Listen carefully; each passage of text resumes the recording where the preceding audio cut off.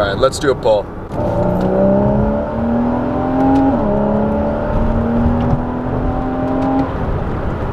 I like that. What's up, guys? We're here today with Will in my 2013 Porsche Boxster. This is the most base Porsche Boxster in the history of the world. It's brown on tan interior, PDK. Brown roof. Brown roof as well. What engine do we have today, Will? We have a 2.7 liter 6-cylinder making 265 horsepower at 6,700 RPMs. All right, let's chuck it over to manual. Sport mode is on. We also have the PASM activated, which is the damper controls for the car, so it will ride a little bit stiffer. This car, I must say, does sound very good. This is one of the best sounding engines ever made. Porsche knows how to make a good 6-cylinder, and that's a fact.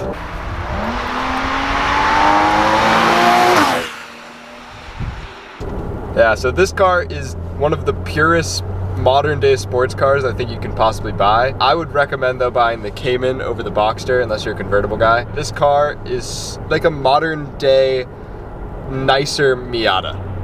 It's more high quality. The brakes on this car are incredible.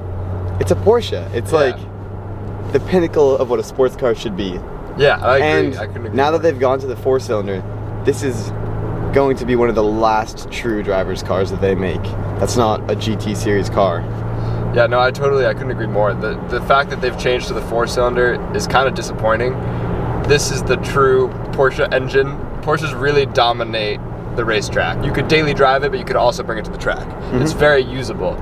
Also, since it's mid-engine, there's a surprising amount of trunk space. You have the front that you could probably fit 2 full-size suitcases in. Yeah. Then you also have the back, which could fit a suitcase and maybe a backpack. So really, you can drive this thing every day if you want to. My dad, who owned this car prior, drove this car every single day of his life and loved the thing. Get a few downshifts going. Ooh.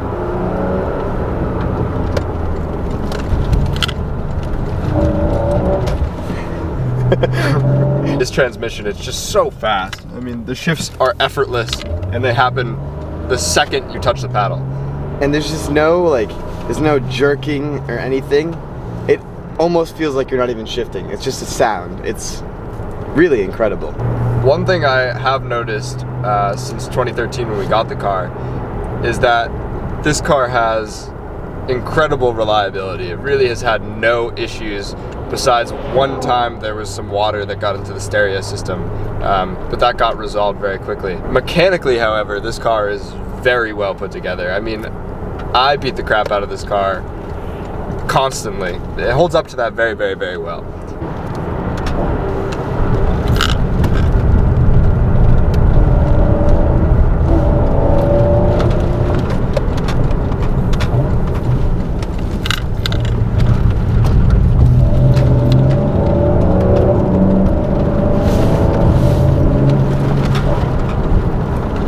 One thing I do have to say about this car is that it's super well balanced. Porsche is very good about getting a 50-50 weight distribution in their cars. So this car tends to just stay completely flat in the corners. When you take it out of manual mode and you put it in comfort mode, you turn the PASM off, the car is extremely comfortable and quiet. You can go very long distance, and I have gone very long distances on the highway with no complaints at all. The ride quality is great.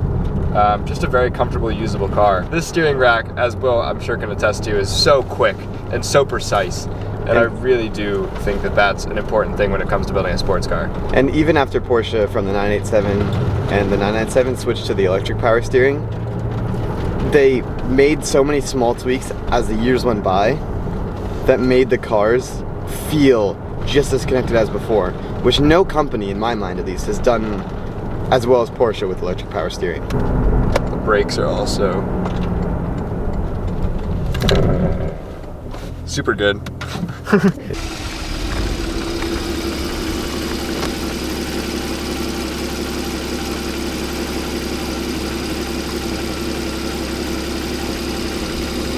As you guys know, the car already is a good experience to drive with the top up, so it can only get a little better, right?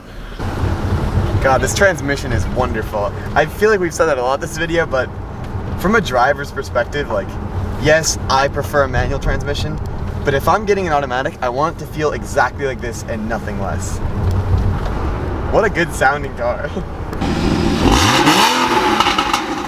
The 911s are obviously, they have the weight bias to the rear, but Porsche's mid-engine cars, they're truly exceptional. And the problem with Porsche is they'll never make a mid-engine car that's faster than their rear-engine cars. At least, like, I mean, you can think of, yeah, the 918, but like, they'll never make a GT4 RS to compete with the GT3 RS just because that's the way they build their cars, is they want you to get the rear-engine 911, they want the 911 to be the top car.